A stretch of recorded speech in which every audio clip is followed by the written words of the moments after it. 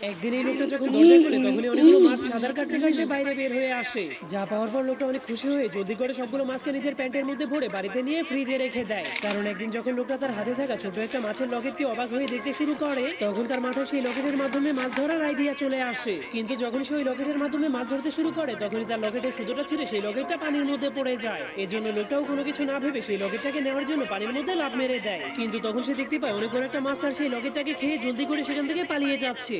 এজন্য লোকটা তার বাড়িতে গিয়ে সেই বড় মাছটার একটা ছবি এঁকে দেয়। এরপর সে সিদ্ধান্ত নেয় সেই দুনিয়ার সবগুলো মাছকেই ধরে ফেলবে, যতদিন না পর্যন্ত সে তার লকেটটাকে খুঁজে পাচ্ছে। এরপর থেকে সে মাছ ধরার পর সেই মাছের পেট এবং মুখগুলোকে চেক করতে শুরু করে দেয়, কিন্তু তবুও সে তার লকেটটাকে কোথাও খুঁজে পাচ্ছিল না। কিন্তু একদিন সে তার বাড়িতে গিয়ে দরজা খোলার পর দেখতে পায় তার ফ্রিজের পেছনে অনেকগুলো বিড়াল লুকিয়ে আছে। এর জন্য লোকটা অনেক রেগে সেই বিড়ালগুলোকে ঘর থেকে বের করে দেয়। এরপর সে রাতের বেলা প্রজেক্টরের মাধ্যমে সেই বড় মাছটার ছবিটাকে ভালো মতো দেখতে শুরু করে দেয়। সকালে সে ওই বড় মাছটাকে ধরার জন্য একটা জমাট বাঁধে